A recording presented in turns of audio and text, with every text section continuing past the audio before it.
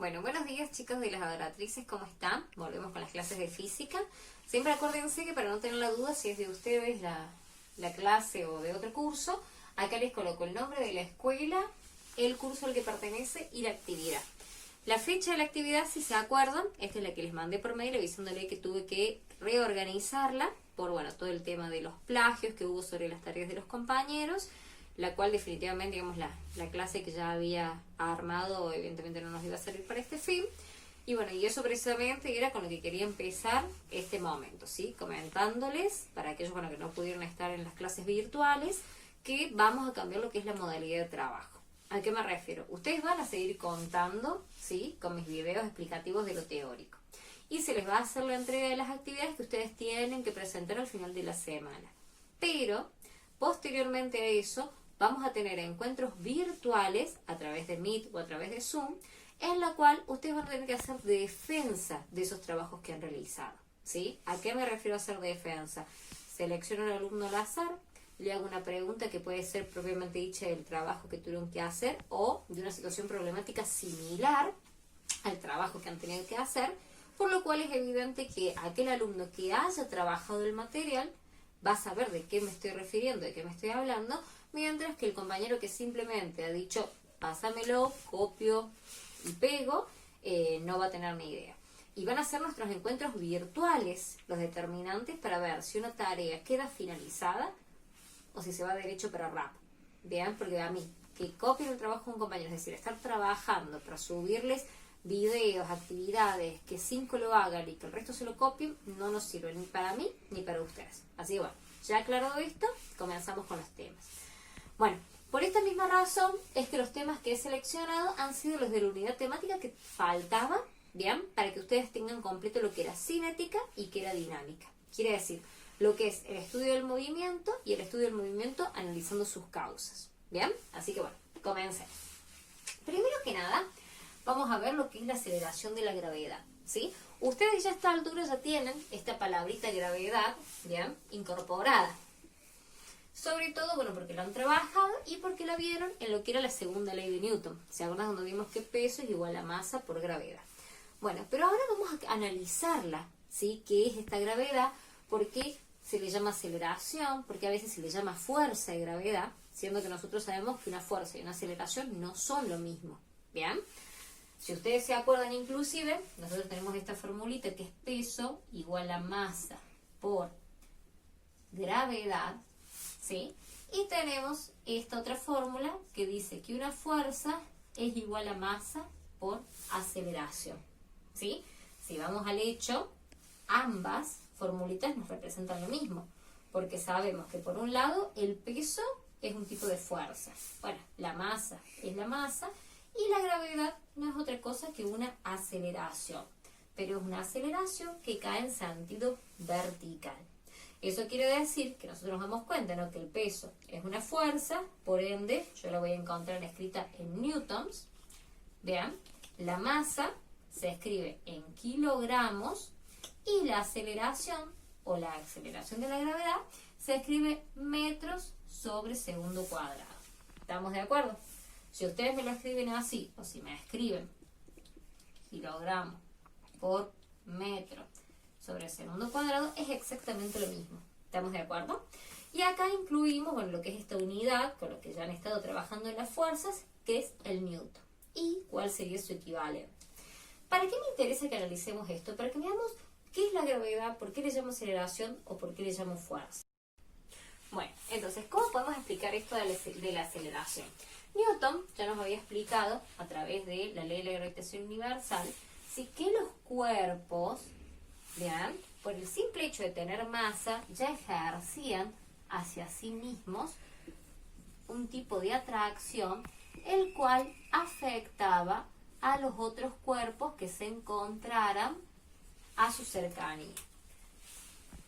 Eso quiere decir que, por ejemplo, este cuerpo de menor masa va a ejercer una atracción siempre proporcional al tamaño de su masa, y este cuerpo de mayor masa también va a generar una atracción, la cual va a estar relacionada con la cantidad de su masa. Ahí vemos que este ejerce menor atracción y este ejerce mayor atracción. Bueno, Por esto, precisamente, igual, teniendo en cuenta la distancia que tiene entre los dos, sabemos, ¿sí?, que en cuestiones de atracciones el sentido se va a ver, ¿sí?, dirigido hacia este lado.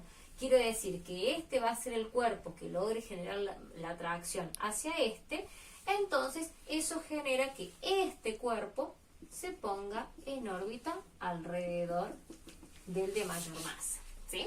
Esto más o menos sería, como muy dicho burdamente, muy relacionado a lo que sería la ley de gravitación universal.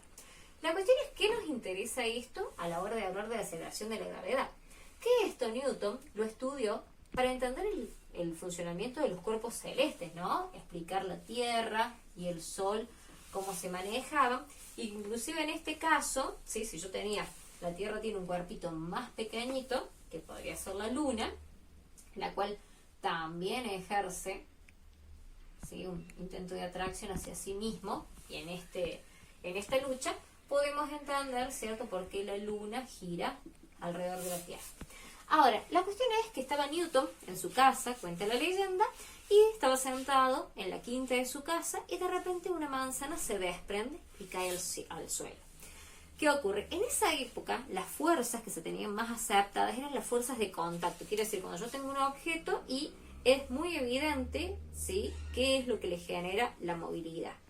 Mientras, sí, que si yo tenía, por ejemplo, algo que tenía un movimiento y acá la fuente que lo generaba, esta cuestión de que pudiera haber fuerzas a la distancia, es decir, cuerpos que pudieran ejercer influencias de los otros sin que haya un canal directo que lo visibilice, era muy difícil para entender en la época. E inclusive se explicaba algo que se llamaba el éter. El éter era como una sustancia que era media mágica, que nadie podía comprender y que estaba ahí donde no había nada, y que era la que se encargaba de que se hiciera la conducción, ¿cierto?, de aquello que fuera necesario para hacer los efectos. Newton no estaba muy de acuerdo con eso, porque decía, me parece que no. Y así como pudo explicar la ley de gravitación universal y hacer entender que va a ser el cuerpo de mayor tamaño el que haga girar al de menor tamaño, bien, por esta cuestión de estas atracciones gravitacionales, de la misma forma Newton pensó, a ver, lo mismo que pasa entre la Tierra, el Sol, la Tierra y la Luna, tranquilamente podría ser lo mismo que está pasando en la Tierra sin ir más lejos.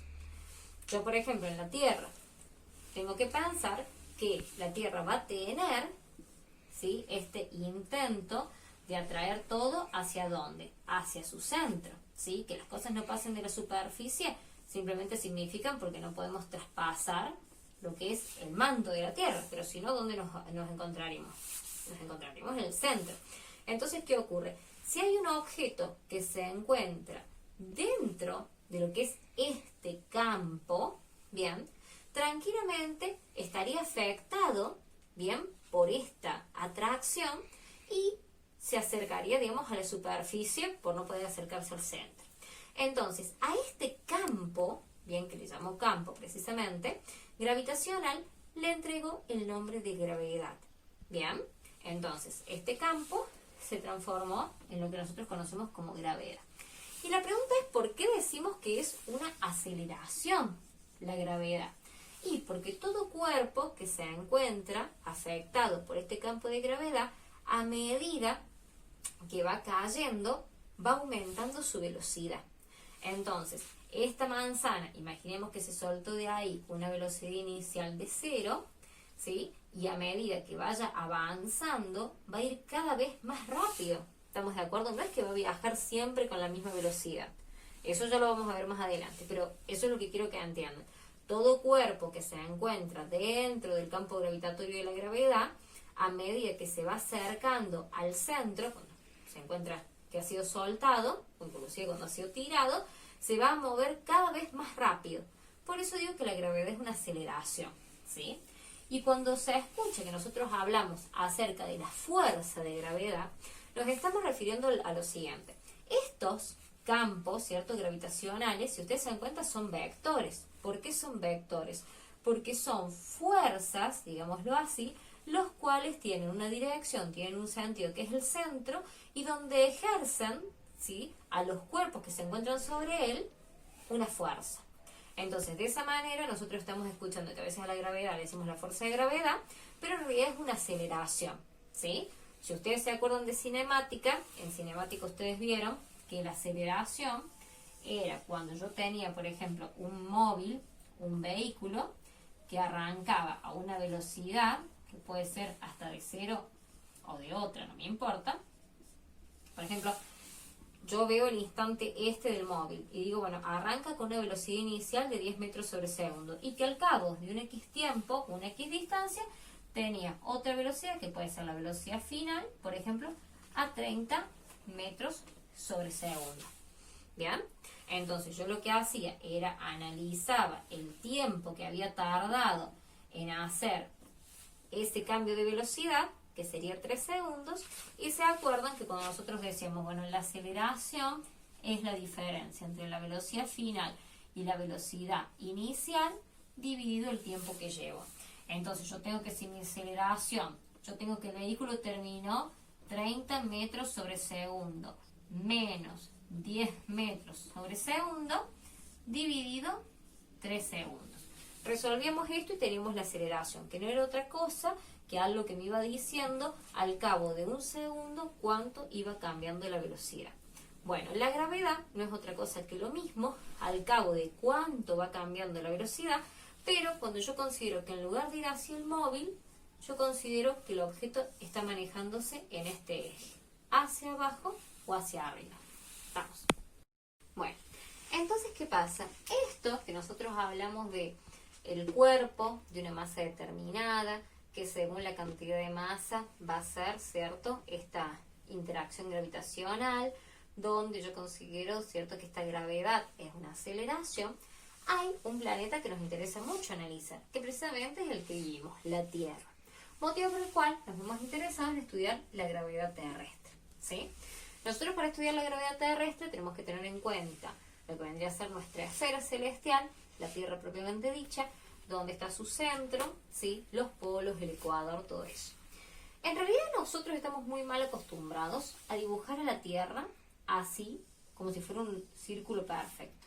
Cuando en realidad nosotros sabemos que acá tenemos el polo norte, acá tenemos el polo sur, y por una cuestión, ¿cierto?, de polos distintos, sabemos que también existe una atracción entre ambos.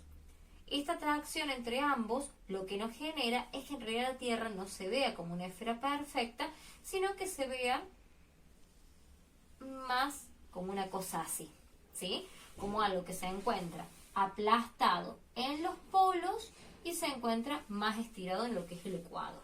¿Bien? Entonces, acuérdense que por el hecho de tener un polo magnético, nosotros tenemos, digamos, como nuestro planeta aplastado. Entonces, ¿qué nos ocurre en la Tierra? Si nosotros nos acordamos de lo que decíamos de la gravedad, donde es esta intención de que todo cuerpo se vea llevado hacia el centro de la Tierra y que depende de la masa, también la realidad es que esta gravedad no es igual en todos los puntos de la Tierra, ¿sí? Porque si nos ponemos a ver, bien, estos campos gravitatorios se van perdiendo en fuerza a medida que nos alejamos del centro de la Tierra. Eso querría decir, por ejemplo, que en el polo norte yo tendría una gravedad mucho mayor, tampoco por mucho, pero mayor, que la gravedad que yo tendría en el ecuador. ¿Estamos de acuerdo? Porque si nos fijamos, al tener el disco terrestre aplastado, entonces tengo menos distancia del centro de la superficie en los polos que lo que sería el ecuador. Y eso es real, ¿sí? La gravedad no es la misma en toda la Tierra. Pero por una cuestión de hacer cálculos sencillos, se establece, se hace como un redondeo, en que la gravedad de la Tierra va a ser 9,8. ¿9,8 qué? 9,8 metros sobre segundo cuadrado. Fíjense que al tratarse de una aceleración, tiene que tener las mismas unidades que una aceleración. Si ustedes se dan cuenta, la resolución de esto, me queda que esta aceleración me quedaría metros sobre segundo, ¿cierto? Dividido segundo. ¿Qué ponemos? Dividido segundo. Lo que me lleva, ¿cierto?, que este por este cae acá, me quedaría que la aceleración es igual a metros sobre segundo cuadrado. ¿Estamos de acuerdo? Entonces, ¿qué me ocurre? Es fundamental que yo recuerde que así como la masa siempre está en kilogramos, así como la fuerza, siempre la expresión en newtons, las aceleraciones, o sea, las velocidades son metros sobre segundo, las aceleraciones siempre van a ser metros sobre segundo cuadrado.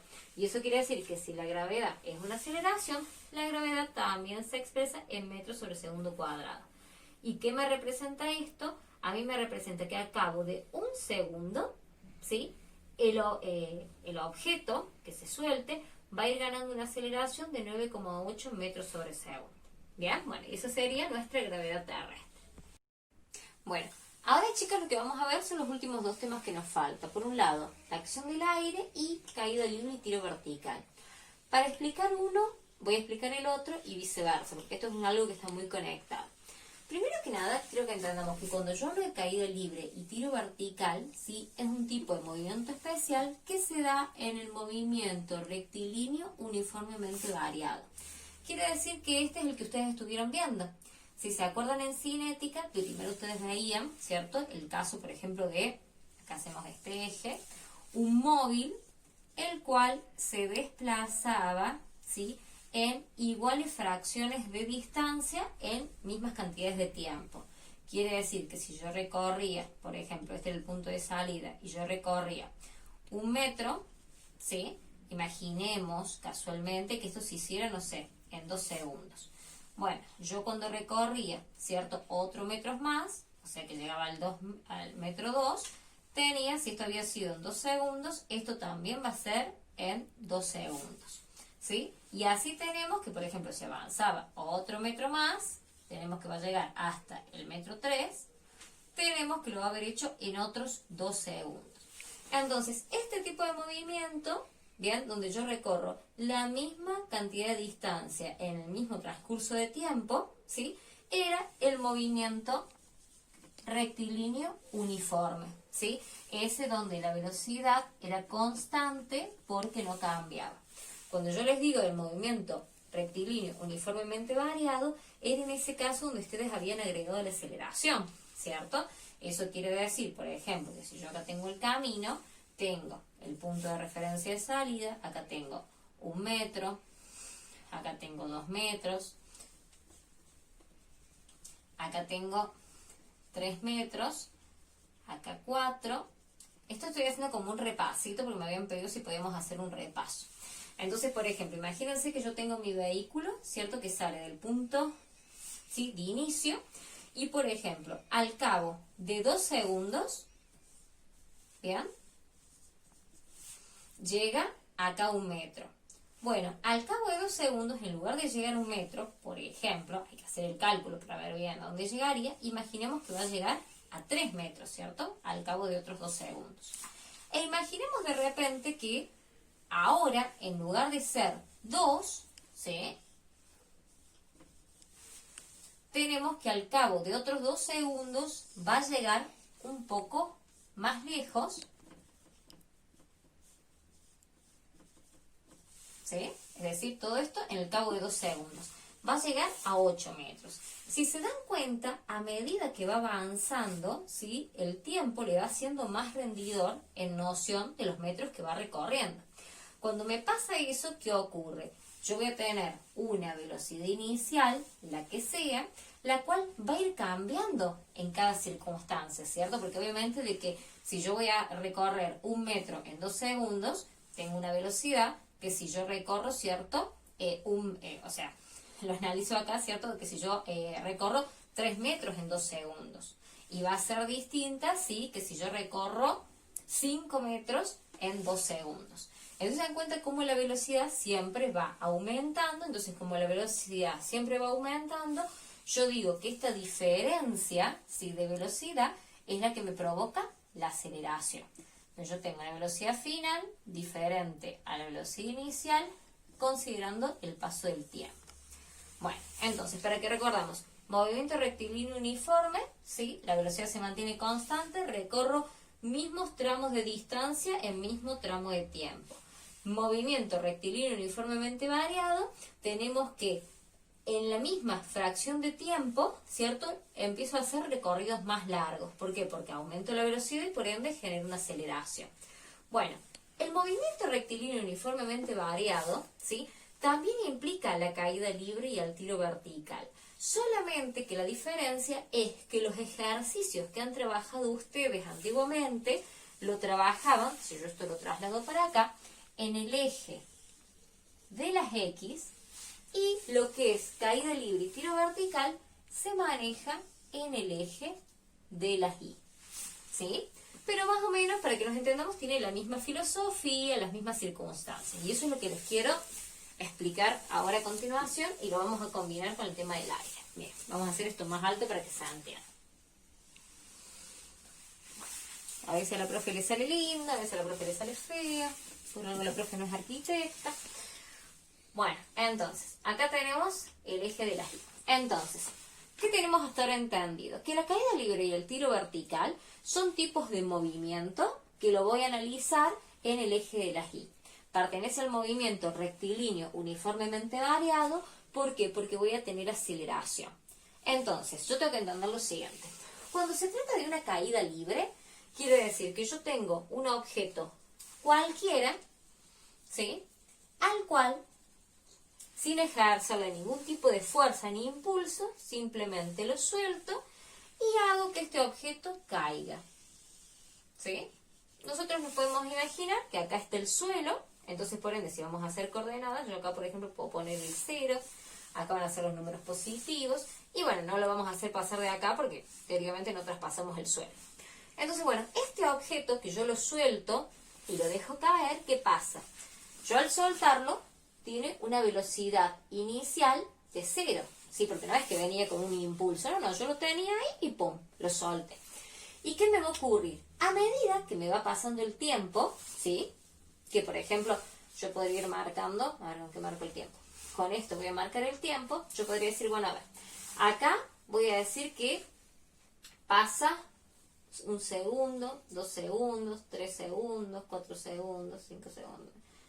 En realidad, a ver, denme un segundo, si se los hago bien. Ahí está. Bueno, nos vamos a imaginar algo, ¿no?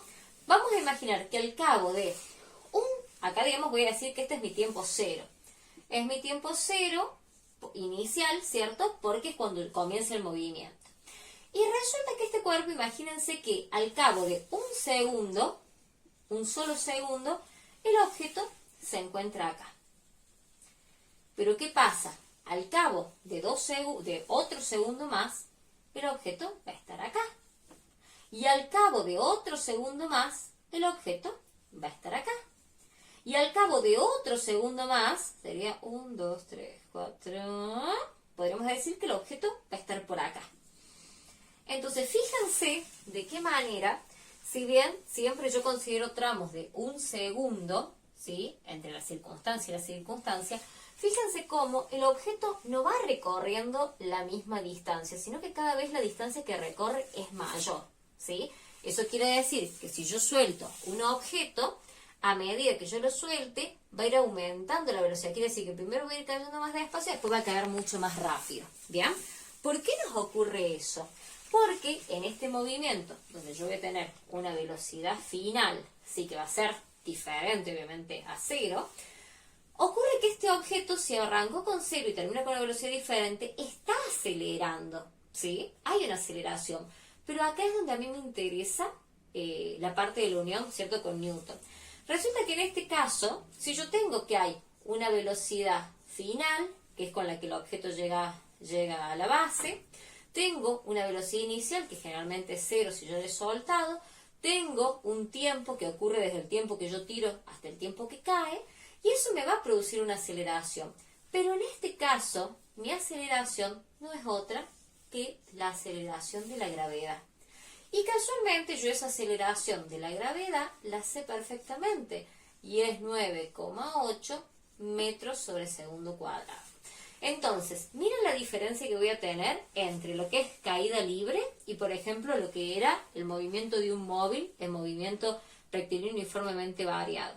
Mientras que en el movimiento rectilíneo uniformemente variado, la aceleración podía ser diferente, porque todo dependía, ¿cierto?, en la velocidad que yo le fuera a imprimir al auto en los cambios.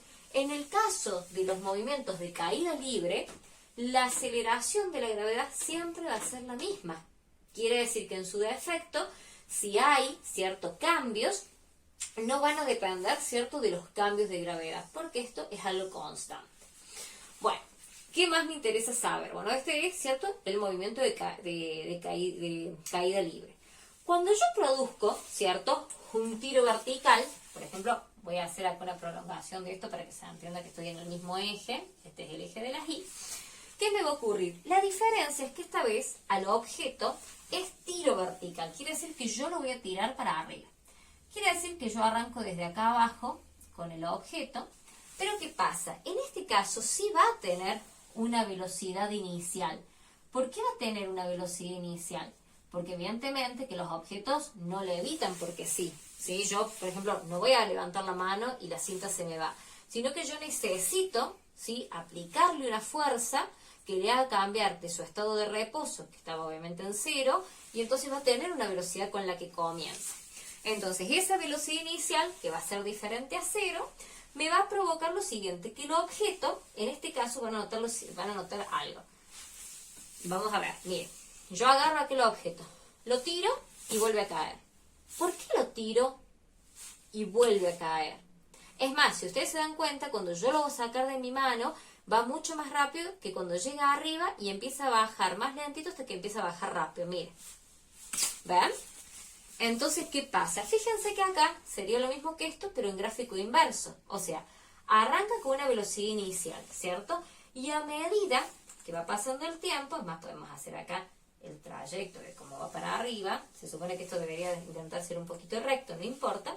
Nosotros tenemos que, en el primer tramo de tiempo, miren cómo yo lo voy segmentando, este video va a ser larguito, pero va a ser muy comprensivo. Fijémonos esto, en el primer tramo de tiempo, la pelota, ¿cierto?, va a tener, por así decir, el mayor impulso. A medida que va a ir subiendo, ¿sí?, siempre al cabo de la misma cantidad de tiempo, se va a ir encontrando, mira, porque me está quedando feo, se va a ir encontrando que a medida que va pasando el tiempo, cada vez va recorriendo menos espacio, ¿sí? Hasta que va a llegar el punto, bueno, lo vamos a hacer finalizar acá, donde la pelota no va a subir más. Va a llegar acá y ¿qué le va a pasar? Y va a tender a caer, ¿sí? La profe lo hizo bastante feo, se supone que el gráfico sería así y cae de vuelta, pero bueno, aprovechamos la curvita para que se note. Entonces, ¿qué tienen que tener en cuenta acá, chicos? Lo siguiente, fíjense que cuando yo hago un tiro vertical, ¿sí?, me ocurre lo contrario que en la caída libre, porque yo acá sí tengo una velocidad inicial que voy levantando. Cada vez fíjense que las velocidades van siendo menores, porque voy recorriendo en el mismo tiempo. Imaginemos que esto es un segundo, un segundo, un segundo de tiempo, un segundo de tiempo, un segundo de tiempo. Fíjense que cada vez va recorriendo distancias más chiquitas. ¿Y eso por qué me ocurre? Porque tanto acá como acá la pelota está siendo afectada por la gravedad. Así como acá la gravedad es una aceleración, ¿cierto?, que afecta a los cuerpos que se encuentran dentro de lo que vendría a ser su campo gravitacional y hace que la velocidad vaya aumentando, por ende, ¿sí?, se acelera. En este caso, la gravedad no va a tirar para otro lado, la gravedad sigue tirando para abajo. Entonces, imagínense que nos encontramos con este objeto que él estaría feliz yéndose para abajo.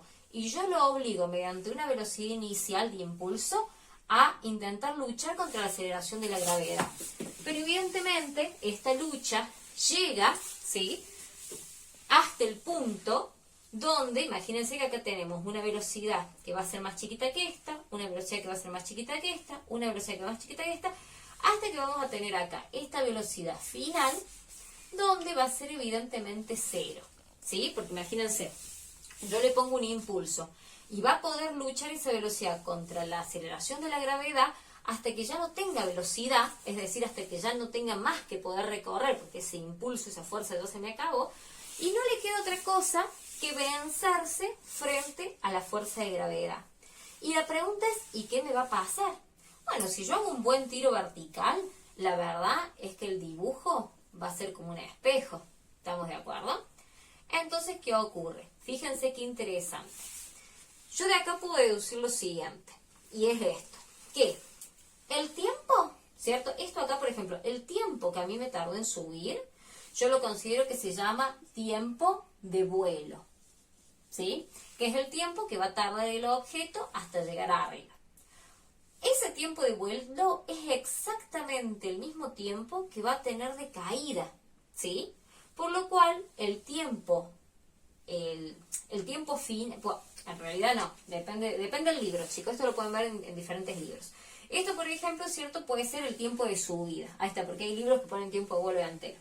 El tiempo de subida, ¿sí? Es el tiempo que va a tardar el objeto de llegar desde donde yo lo tiro hasta el punto máximo donde ya no puede luchar contra la gravedad y tiende a caer. Y resulta que el tiempo de vuelo, ¿cierto?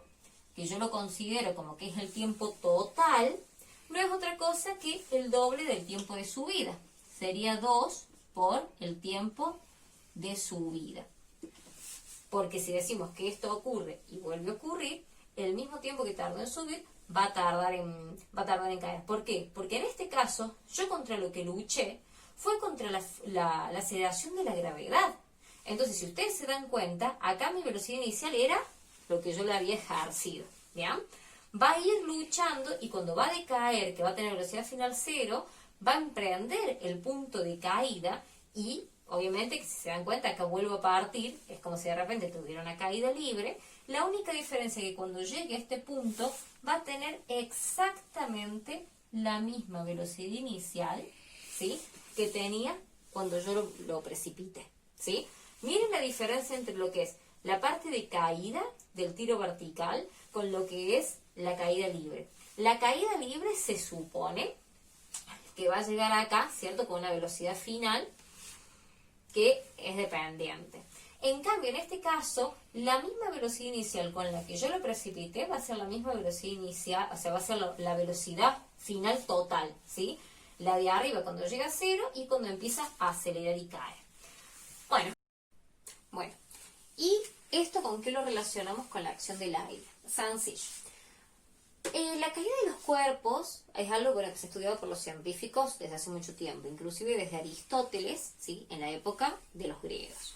¿Y qué pasa? Las ideas de Aristóteles estuvieron durante mucho tiempo hasta que otro científico llamado Galileo Galilei, el famoso, el que de la torre de Pisa, sí decía que se tiraba objetos para ver cómo caían, las refutaba. Entonces vamos a primero ver qué decía Aristóteles, qué decía Galileo y dónde me entra ahí la acción del aire. Acá vemos qué pasa con una bolita, ¿cierto?, a la cual yo la tiro o la suelto. Ahora la cuestión era que Aristóteles y Galileo Galilei comparaban qué pasaría, ¿cierto?, si yo tuviera dos bolitas. Entonces, ¿qué es lo que nos decía, ¿cierto?, el señor Aristóteles? El señor Aristóteles, aclaremos que para él el universo estaba formado por 4 elementos: agua, fuego, aire y tierra, ¿cierto? Que en relación a esos 4 elementos, él decía que la materia pertenecía, bien, los objetos pertenecían cada uno a un tipo de esos. Entonces, ¿qué ocurre? Cuando estaban en su salsa, se mantenían todo perfecto, pero si vos los retirabas, ¿cierto?, de su nivel natural, ellos iban a tender a volver. Por ejemplo, imaginémonos que, nos decía el señor Aristóteles, que nosotros imaginemos una piedra, ¿sí? Una piedra la cual pertenece al elemento de la tierra. Por ende, si yo la tengo alejada de la tierra, no está en su estado natural. Y eso significa que si yo la suelto a través de una fuerza que sería impulsiva, que sería motora para que vuelva a su estado natural, la piedra, ¿cierto?, tendería a llegar al piso. Bueno, ¿qué ocurre? Resulta que al señor Aristóteles le decían: ah, mira qué bonito, eso me parece muy bien, pero ¿qué pasa? Le preguntaban: bueno, pero te hago una pregunta. ¿Por qué ocurre que a medida, ¿cierto?, que va pasando el tiempo, lo mismo que pasa con la rojita, ¿no?, a medida que pasa el tiempo va recorriendo distancias mucho mayores hasta llegar al piso? Y entonces ahí el señor Aristóteles metió al aire. ¿Qué es lo que dijo del aire? El señor Aristóteles dijo que el aire era algo que, imagínense de que, bueno, acá no hay vacío, ¿cierto? Imaginémonos que es el cielo, que es acá, ¿sí? Yo acá no tengo vacío. Quiere decir que todo lo que hay alrededor de este fibrón es aire. Entonces, ¿qué pasa? Cuando el objeto iba bajando a su estado natural, lo que ocurría, ¿cierto?, es que el aire que quedaba por debajo le servía, ¿cierto?, como de propulsor. Entonces iba llegando, iba ocupando el lugar que antes tenía el fibrón y lo iba ayudando a ganar cada vez más velocidad. Y esa era la forma en la que el señor Aristóteles quería explicar, ¿sí?, mediante un aire que va por detrás y es impulsor, cómo un objeto intenta volver a su medio natural.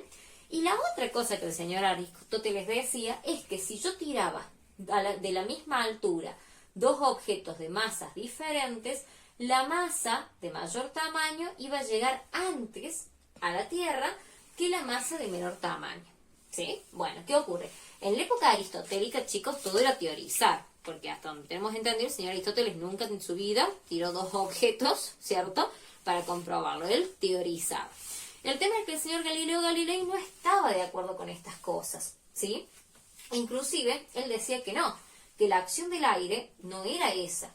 Él explicaba de que los objetos, ¿cierto?, tendían a caer a la superficie de la Tierra porque existía la gravedad, que ya estuvimos viendo lo que era, y que, bueno, eso explicaba el por qué se iba acelerando el objeto al caer, ¿sí?, porque sabemos que esto es una aceleración, que nos hace, digamos, que se vaya cambiando la velocidad, y que al mismo tiempo el aire era todo lo contrario a lo que decía Aristóteles. Él decía que el aire, en realidad, lo que iba haciendo era siendo como algo que interrumpía. ¿Nunca les pasó de ir caminando y que hay un día de muchísimo viento y el viento los tira como para atrás? Bueno, Aristóteles decía lo mismo, que si de repente yo tengo un objeto que desea precipitarse, tiene que ir luchando, ¿cierto?, con lo que vendría a ser, ¿cómo decirlo?, como la pared de aire, ¿cierto?, con todo lo que vendría a ser el aire que hay por debajo de él. Entonces, en lugar de tener un aire que ayude a la propulsión, es un aire que va haciendo rozamiento, que va haciendo fricción, que vieron que ahora ya vimos, ¿cierto?, que vendría a ser una fuerza que va en contra del movimiento. Quiere decir que mientras que para Aristóteles el aire ayudaba a viajar más rápido, para Galileo Galilei el aire era algo que iba bajando, ¿cierto?, la velocidad. Entonces, ¿qué ocurre? Cuando el señor Galileo va y hace estos experimentos de tirar desde la Torre de Pisa dos objetos del mismo tamaño, ¿cierto?, pero de masas diferentes, ¿sí? Aclaremos que las masas, sabemos que no hace falta que algo tenga el mismo tamaño, no quiere decir que tenga la misma masa, ¿cierto? Bueno, entonces, de tamaños diferentes, de la misma altura, ¿qué pasa? Como había aire que hacía ese efecto de medio molestia, sí ocurrió que uno cayera un poco más pesado, más rápido que el otro. Porque imagínense que en su defecto, ¿sí?, uno lucha más contra el aire que el otro. En cambio, ¿qué ocurrió? Se descubrió que si esos experimentos se hubieran hecho en el vacío, quiere decir en carencia del aire, ambos objetos caían exactamente al mismo tiempo. ¿Bien? Entonces, miren los temas que hemos visto ahora. Caída libre y tiro vertical, como los dos casos del movimiento rectilíneo uniformemente variado, donde también hay una aceleración, solamente que no se mueve en el eje de las X, se mueve en el eje de las Y, donde la aceleración siempre es constante, porque es según la gravedad, donde en la caída libre la velocidad, acá la profe lo borró y escribió cualquiera, donde la velocidad inicial es cero, porque simplemente lo suelto, y a medida que yo voy midiendo en mismos ciertas franjas de tiempo, un segundo, un segundo, un segundo y un segundo, el objeto cada vez me va recorriendo mayores distancias, lo que significa que va incrementando la velocidad. Eso me da, bien, que cuando llega acá al final va a tener una velocidad final diferente a la cero. Y la pregunta es, ¿cuánto es lo que me va acelerando? 9,8 metros sobre segundo cuadrado. En el caso, ¿cierto?, del tiro vertical, yo arranco con una velocidad inicial, porque yo necesito romper la gravedad. ¿Y qué pasa? Y en un principio ese primer impulso le va a ayudar a poder ir luchando contra la gravedad. Pero imagínense que mientras que la velocidad quiere tirar para acá, la gravedad me tira para abajo. Y evidentemente llega un momento donde no puede luchar más. Entonces, ¿qué ocurre? En la misma fracción de tiempo de un segundo, un segundo, un segundo, un segundo, un segundo, ¿qué me ocurre? Llega un punto y ya no puede luchar más, ahí tiene velocidad final cero, se detiene, el tiempo que tarda en subir es el tiempo de subida y va a empezar a caer exactamente al mismo tiempo, por eso el tiempo de vuelo es el doble del de subida, hasta llegar desde la superficie que fue tirado con la misma velocidad inicial, ¿sí? Y bueno, y ya sabemos que mientras que para Aristóteles el aire era algo que iba quedando atrás e impulsaba, Para Galileo el aire es algo que genera resistencia. Por eso es que generalmente en los ejercicios que nosotros vamos a ver, ¿cierto? El aire, la resistencia del aire no se considera. Bueno chicos, esto sería la parte teórica que vieron qué larguito que está. Bueno, vamos a hacer las actividades correspondientes que yo les voy a mandar y la mejor parte, ¿cierto? Es que no les voy a pedir que me manden un resumen de esto. Sí, si quieren, el que quiera me manda las fotos, ¿cierto? De lo que se trabajó. O mejor dicho, no, al revés. Sí les voy a pedir, ¿cierto? Que me manden de evidencia de trabajo las fotos de la pizarra. Pero si se dan cuenta, no les escribí nada teórico. Y lo teórico de esto y ejemplos de esto vamos a discutir en los encuentros virtuales. Y bueno, y ahí podré ver porque, como les digo, copiar una pizarra la copia cualquiera, pero ponerse y escuchar el video no. Así que bueno, les estoy subiendo la tarea y espero que tengan una linda semana.